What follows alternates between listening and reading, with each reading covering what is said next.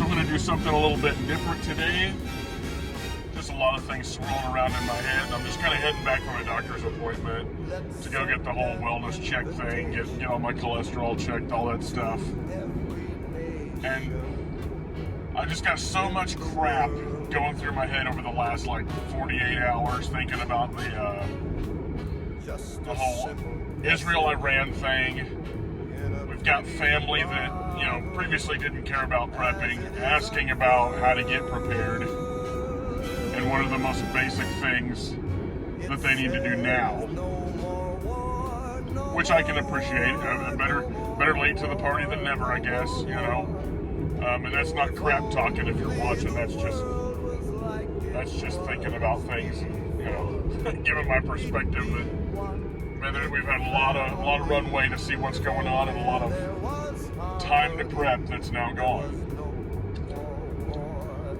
The neocons with the neoconservative eschatology that would say that we have to support and back everything that Israel does, those guys are in full swing. I've got friends that are itching to get orders to go off to, and again, if you're watching this, brother, you are my brother. This isn't shit talking, it's just processing the way things are doing right now. It would be the greatest honor of this guy's life to serve the people of God in Israel by going and fighting Iran with them through, let's just say, U.S. military orders. I'm not going to go any further than that as to, what this person said, but it's hard for me to think that the people of God are the ones that reject the Messiah, write in the Talmud that he's boiling in shit in hell, spit on Christians, and fund Hamas. It just doesn't jive with my spirit that, God in the Old Testament didn't just give blatant approval to absolutely everything the people of Israel did. It's a narrative of them having good and bad leaders and them disobeying God, going into captivity, and a lot of it is them being disciplined and exiled, all this stuff. But modern American Christians, look at modern secular Israel today that's responsible for the largest amount of pornography. The movie industry is run by Jewish people. This isn't bashing Jews. This is just seeing what's out there and what's going on. Jews are at the top of a lot of these American corporations that are funding socialist bullshit to bring Cloward and Piven to fruition here in the States. It is a concerted effort to get rid of Western civilization. And there's no question that it's the majority of these type of organizations that have Jewish people at the top of them. Not all of them. But that's a trend. I'm allowed to notice trends without being anti-Semitic. And something that sticks out in my head that another YouTuber said in response to some of the butt kissing, to put it lightly, that modern Christians do of Israel, and this guy's a Christian too, has posted one of the scriptures, and I can't quote it verbatim, but as they were calling for the crucifixion of Jesus, they said that may his blood be upon us and our children. I think that means something when it's thrust into the middle of the biblical narrative. A lot of people would call what I think about the modern state of Israel as replacement theology, when I don't feel like we have replaced Israel. I know that there's the whole language that we've been grafted in, but elsewhere Paul also talks about that an Israelite or a member of a Jew is not a Jew that is just one physically or outwardly, but that it is a heart thing. That draws it back to faith in the Messiah himself. So that's not replacement, that's just right placement. And I know that sounds corny as hell to say, but Israel was always going to be a spiritual community, or that was found in Christ himself. So a lot of the things I think that modern neocon eschatology believers think applies to the modern state of Israel applies to Christians. It's not that we're saying that it's replacement theology. It's that we're saying the secular country that hates Jesus Christ was never true Israel. That's where I'm at with it. I know this is sort of a strange video, and I'm not even showing myself. I'm just cruising back with a crack in the windshield, showing the countryside here. But this is kind of what I do to just meditate in the wind.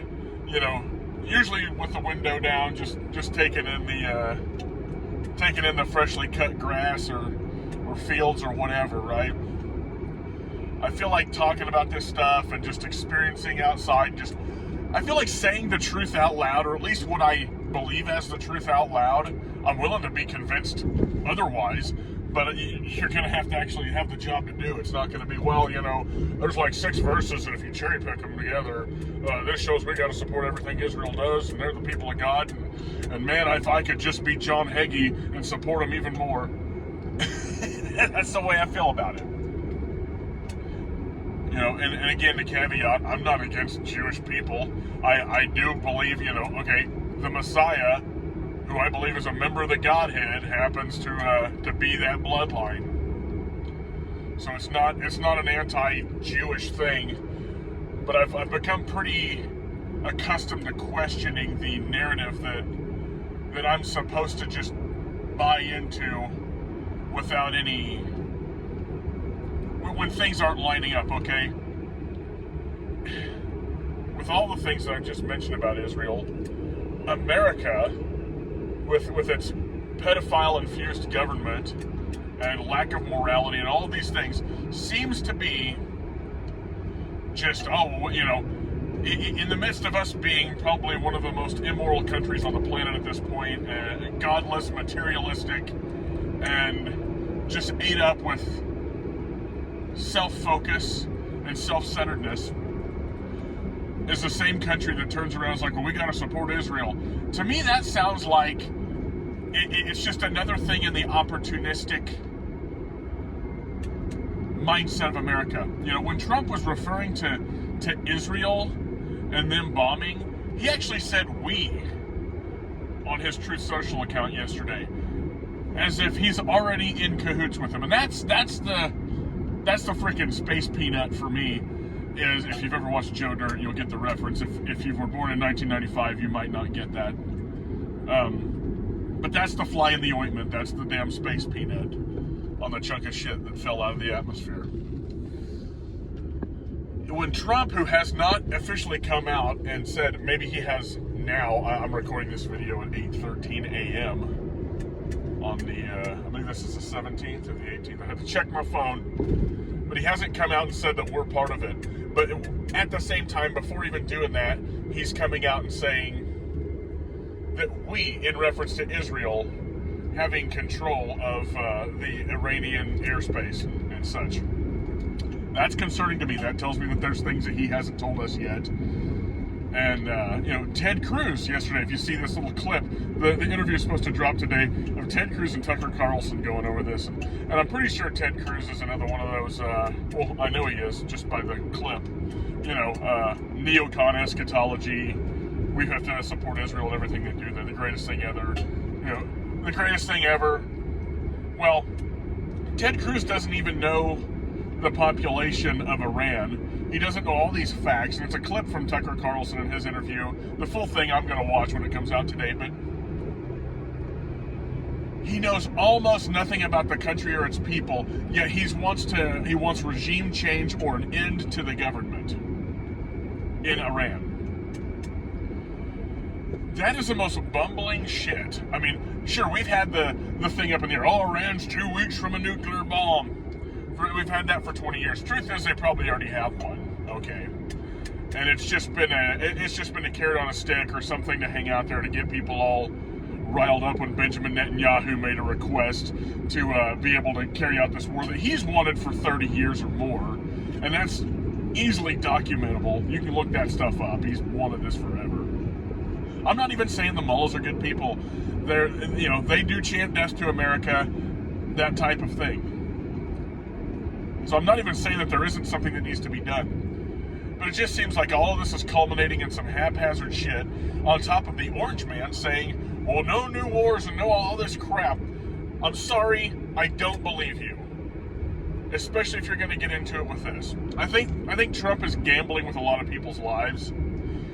And this was again said by another YouTuber in a Signal chat, which I'm not going to say the YouTuber. I mean, bro, feel free to pipe up and claim the loose quote I'm going to drop here. But, and I can't even remember the exact one that I'm remembering. I just remember it being said in this group. But like,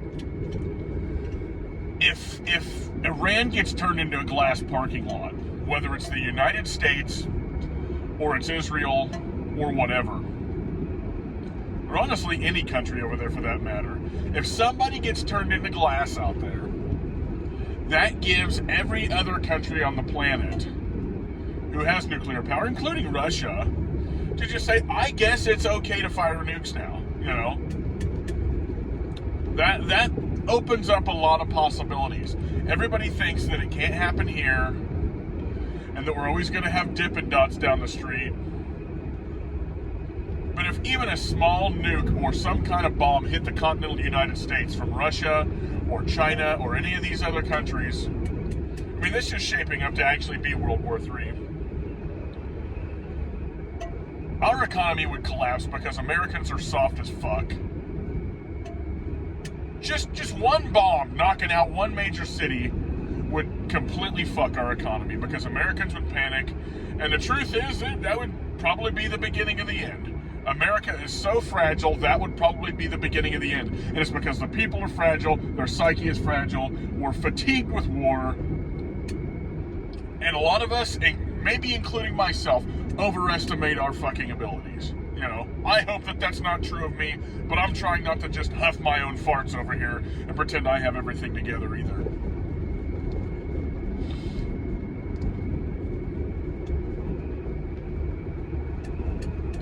I think that we're on the edge of some extremely consequential stuff. Even if it doesn't go nuclear, even just with this upheaval we're trying to have in America where commies are trying to get widespread violence and protest, whatever you'd call a protest. There's been some protests that I would say qualify as protests, but there's been rioting and looting and, you know, black people saying that it's reparations while also simultaneously calling for reparations. You know, it's everybody is out for them damn selves. And that's just human nature to some degree. It's kind of like that clip from Terminator 2 where the two kids are fighting with each other and John Connor's looking over there and he looks over at the Terminator that's a good guy in that movie and he's like, we're not going to make it. I mean, people. And Arnold's character's like, it's in your nature to destroy yourselves. I think that is so freaking true, especially with the way we're watching the world right now. There are people on both sides here in America that lack morality, that would love for there to be an actual civil conflict. It would not surprise me for there to be a civil conflict as well as, you know, tactical nuclear exchanges on the world stage. I mean, I feel like all bets are off, and I'm not trying to be panicky or cause panic. And honestly, if I got nuked this afternoon, I'm okay with that. I am saved by Jesus Christ. I don't have to have tomorrow, you know. I'm going to spend what hours I can today with my kid and continue to prepare in case I end up living another 30 years and have to protect my kid from just a civil conflict here, you know. The things that I can help, I'm going to be trying to affect. The things that I can't do and they're in the hands of God, I just rely completely on Him in that, you know, and in the things that I can't help. The vitality I have today to protect my family came from God allowing me to wake up this morning. So there's not fear in my heart about any of this. It really isn't. I just hope that somebody's hearing this and gets a little bit of perspective and thinks about maybe what they can do now to what they can affect right now with common sense. And at the same time look to God in that and in the things that they can't affect, that are completely outside of, you know, it's totally outside of my control if 3 Sat-2 missiles hit the middle of the United States from Russia in 2 weeks. It's totally out of my control, and I'm not going to overcome that with 6 packages of IOSat. I mean, that's some of this shit. Some of these solutions may get some people through that we're meant to get through, but in general, most people aren't going to make it with things like that, you know? It just is what it is. So, think about what's practical that you can prepare for, and, you know, maybe maybe be prepared for the civil conflict. And if you're in a good spot that isn't in the middle of all the weather patterns like Missouri is, you know, maybe you're not going to have as many problems if we get hit with some sort of bomb that's going to leave particulates. And like I said, I don't know if we're going to get hit. And this is totally a schizo car drive. That's what I'm going to call this. Schizo stream of conscience car ride.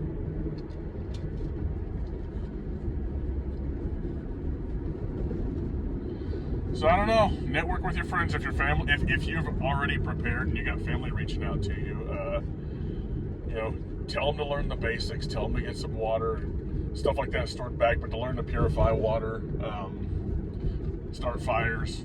You know, hunt, find a way to, you know, it's food, fire, shelter, water, security. That's the basics, and then you build up from that, you know. All the rock stars are just doing the basics well. Whether it's gunfighting or prepping or any of this shit, it's just the basics on a scaled up level to be prepared. Network, make some good friends, find the people you can trust. Maybe find the people that are untrustworthy, that are close, and you may have to distance yourself. You can be the judge of how much you need to do that, because every situation is different. So there you have it. That's the end of it. That's the end of the rant. That's the end of the stream of consciousness. And I look forward to your comments. And this isn't an attempt at fear porn. This is just a look into the mind of Chris at Missouri Survival. So we'll catch you on the next one, and feel free to chat me up in the comments, and we can respond, and we can argue about Israel, and we can cherry pick verses and throw them back and forth at each other, and wait for the particulates to fall, folks.